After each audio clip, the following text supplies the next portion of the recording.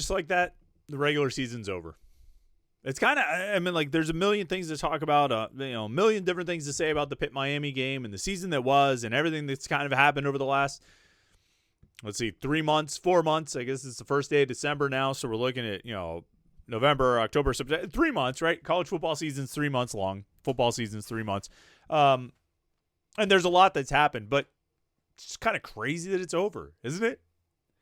It's weird. It's weird to be here. It was weird to wake up yesterday morning and be like, that's the end of college football. Like, the end of the college football regular season for 2025. And it was like, I mean, yesterday wasn't quite as weird because I spent most of the day working on football writing and different stuff. But like tomorrow, or today, I should say, there's no Pat Narduzzi press conference at noon. There's none of the sort of regular things that we do to occupy ourselves throughout the week in terms of content and coverage and getting, recapping the last game, getting ready for the next game, and all the different stuff that we do at Panther-Lair.com and here on the Morning Pitt on youtube.com/Panther-Lair.com. It's all, it's very abrupt, and we're moving on to the next step. The next step, of course, is signing day on Wednesday, and we'll have lots of content heading into that day and on that day and after that day. We always cover signing day to the extreme, and we will continue to do that. But it's a little different. We're still going to talk a lot about football. We have a lot to say about this season. I have a lot to say about this season. It's kind of a downside of having, the schedule that Pitt's got this week, where tomorrow night they have a basketball game where Pitt plays Texas A&M.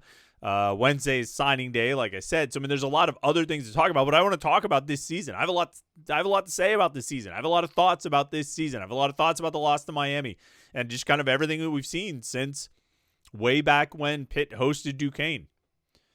It's been a long time. It's weird because, that seems like a long time ago, but it also seems like it's gone fast. Like, I'm surprised that we're already at the end of the regular season, even though that Duquesne game seems like a distant memory, It seems like a different team, and it was in a lot of respects. And that's one thing that I'll probably say several billion times this offseason, and you'll probably get annoyed with it. You'll probably throw it back in my face as appropriate.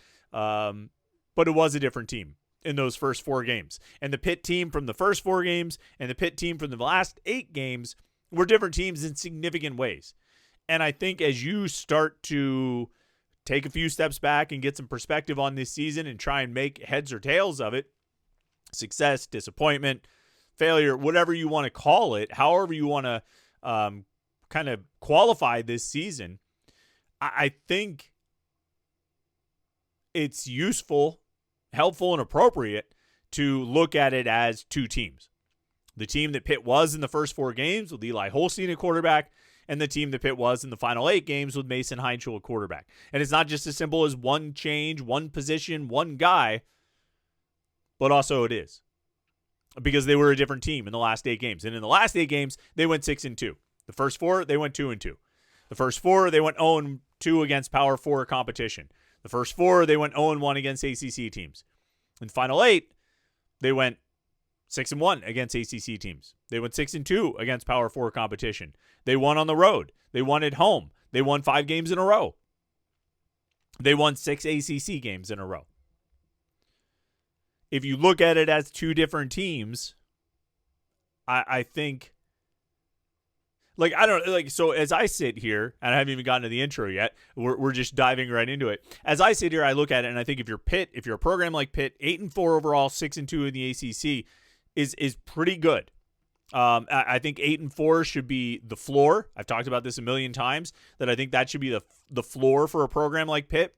If you fall short of that, then you've had a not good season. If you exceed that, you've had an even better season, right?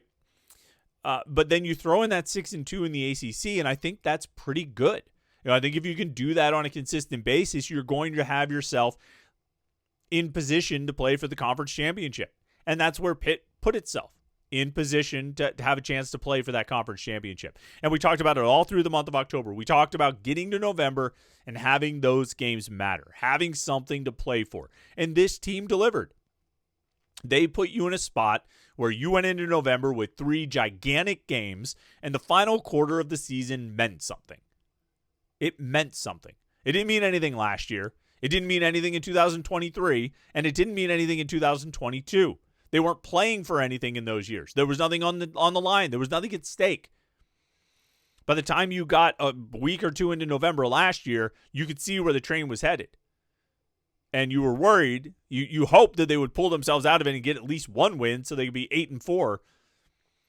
2 years ago in 2023, they definitely did not matter in November. The games definitely did not. It was seeking, trying to salvage some respect or some pride after such an awful first, 2/3 of the season.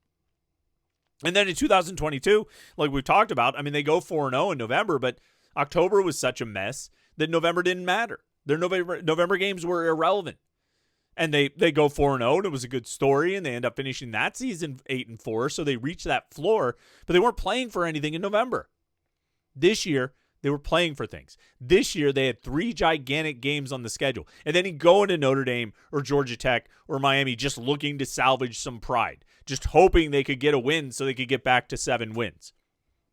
They went into Notre Dame, Georgia Tech, and Miami with something to play for, and I do think that's an accomplishment. Because all too often they don't have something to play for in the month of November. And I think like your interest level in this team in the month of November, I think is a reflection of the stakes. And the stakes were what they were because of what Pitt accomplished after they made the change to Mason Heinschel. Like the more I've thought about it, I haven't like I don't think I'm like convincing myself of it or talking myself into it. This is a pretty good season for Pitt. It was a pretty good season for Pitt overall, and especially if you look at it in the context of being 2 different teams. They shouldn't have lost to West Virginia, and they probably shouldn't have lost to Louisville. No question about that. Those are blown games, blown opportunities, and losses to teams that you should probably beat. West Virginia for sure, and Louisville probably.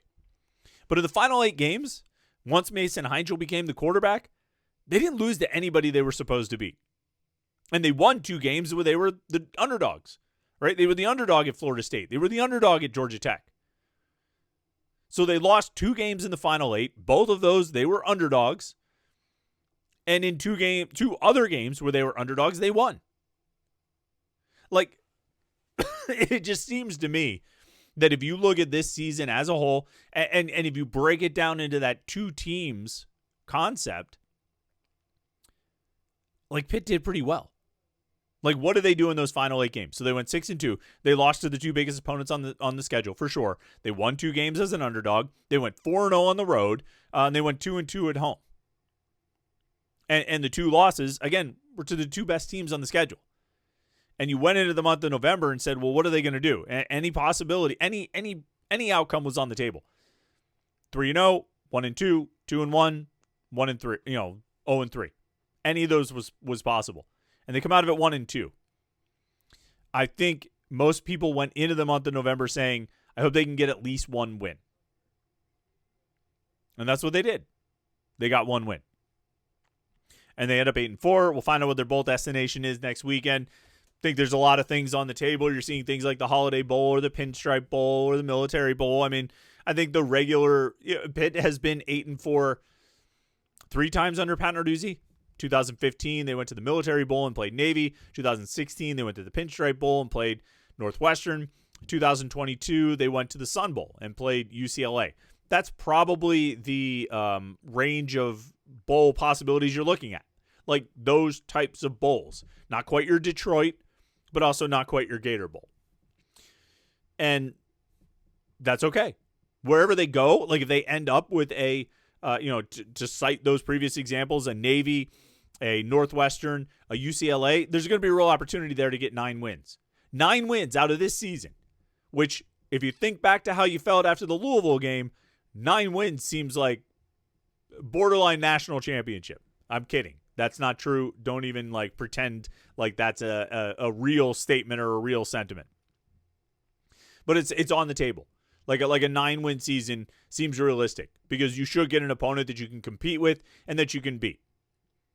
Now you look back and you say, well, it's disappointing that the 2 best teams on their schedule, crush them the way Notre Dame did, whatever that was, 37-15, and the way Miami did, 38-7. a couple of blowout home losses, you say you'd like to see them compete a little bit better against those top teams. And I absolutely understand that. I think that's a reasonable request. You want your favorite team to compete at the highest level of the sport, and those two teams are at the highest level of the sport. I mean, as far as teams on your schedule, nobody is ranked higher. Nobody's had a more successful season. Nobody's won more games. Those are the best teams that you faced in 2025, and you got spanked by both of them. That's unfortunate, and that's disappointing. However, when you are not facing two of the top 12 teams in the country, when you were not facing likely playoff contenders, when you were facing teams that are more on your level, ACC teams around that range, some in the top 25, some out of the top 25, teams that generally are anywhere from 5-7 to 8-4 right now, you took care of business with that second version of Pitt, that 8-game version of Pitt with Mason Heichel at quarterback. You took care of business.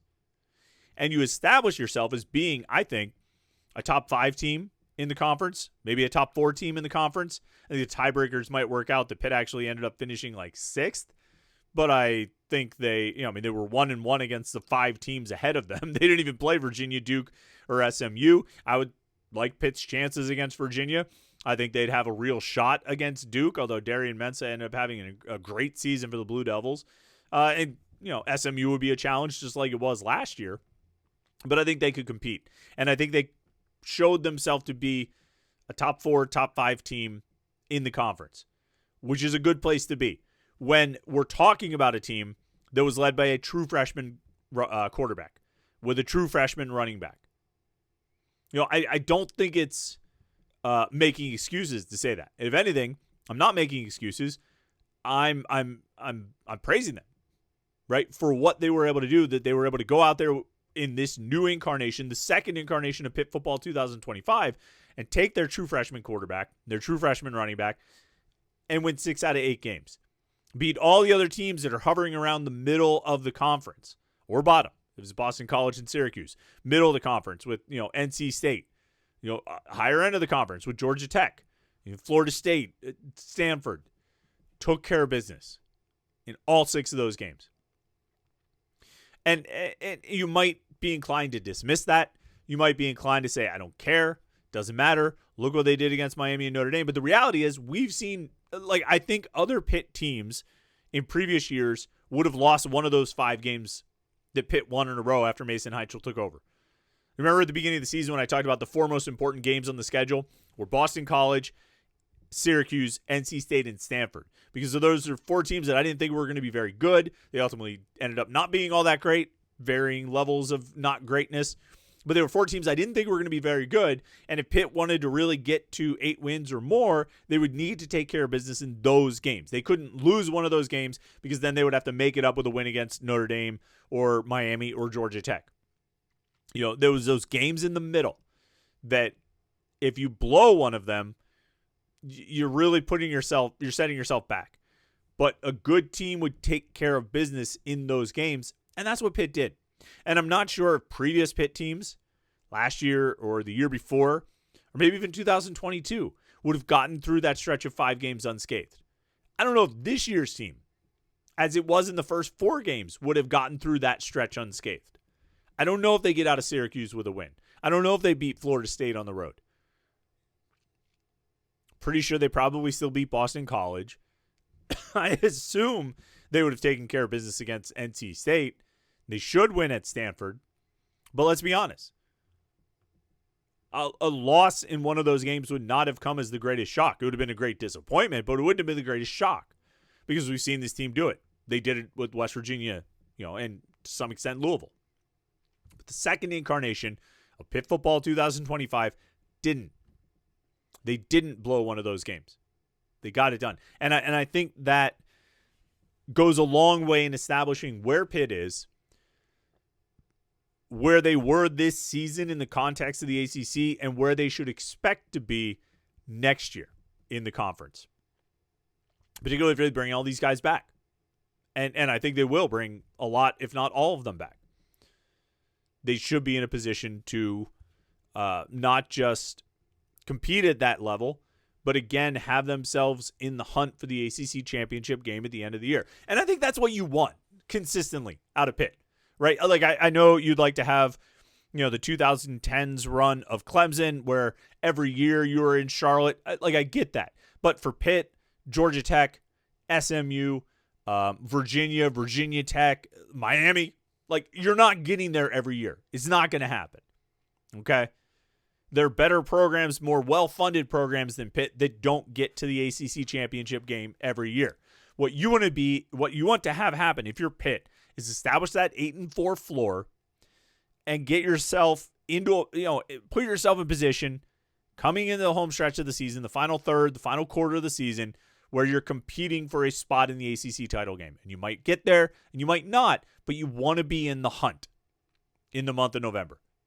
I think that's what this year showed me. And I don't know if I really, I don't know if I was thinking about it in these terms last year or 2023 or 2022.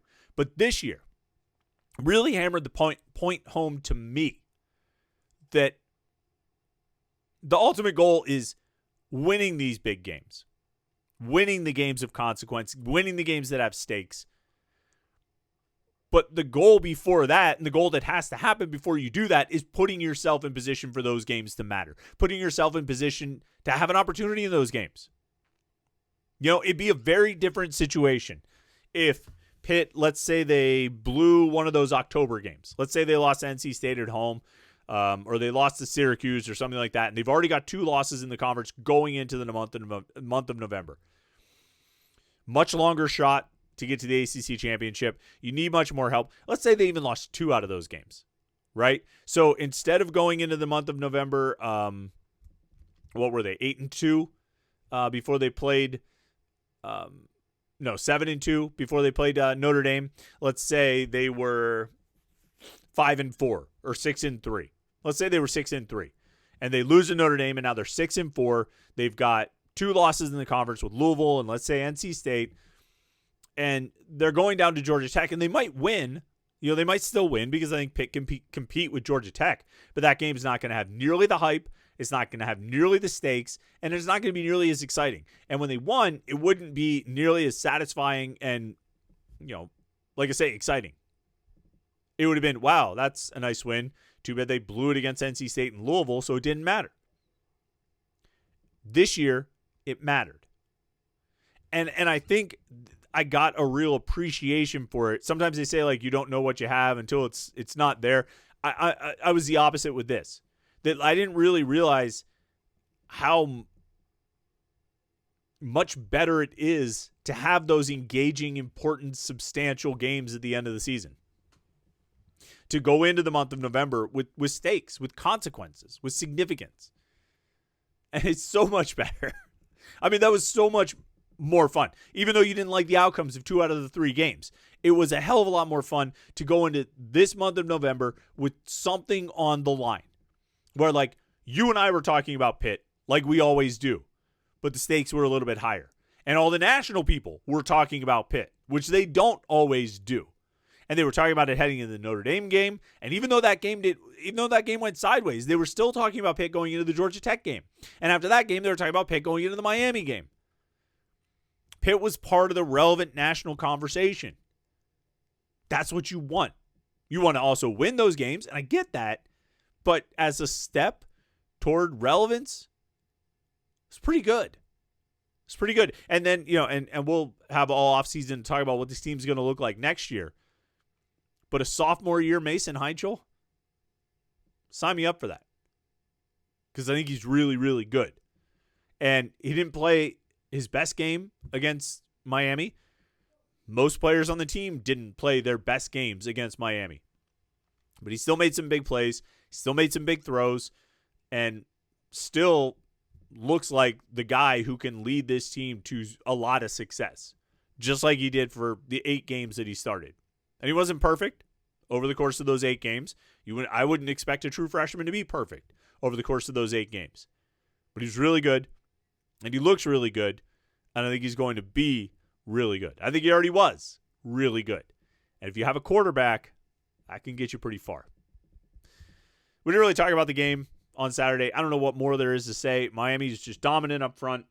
Miami has, really good offensive line and defensive line. Pitt played really poorly. They were out-talented, and they made too many mistakes, either the penalties or blown assignments, drop passes, whatever it might be. They didn't play the kind of game they needed to play in order to have a chance to beat Miami.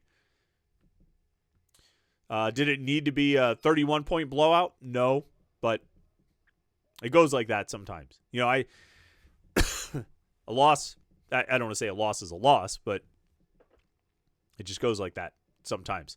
Pitt finishes 8-4, 6-2. Pretty good place to be, with some pretty good players poised to come back. So we'll see what their bowl destination ends up being, see who they get to play for the chance to win 9 games. I never even got around to the intro. You got 20 minutes of uninterrupted Pitt sports talk to start your week off. I hope it was as good for you as it was for me. All right, we'll probably talk some basketball tomorrow because Pitt's got Texas A&M tomorrow night. And then it'll be signing day on Wednesday. We'll have the mailbag on Friday. We'll have all our regular Morning Pitt stuff right here on youtube.com/Panther-Lair.com. So make sure you like this video and subscribe. And that way you won't miss any of our Pitt video content. All right. Thanks so much for tuning in today. But appreciate everybody watching the video over the weekend, the live show after the game on Saturday night.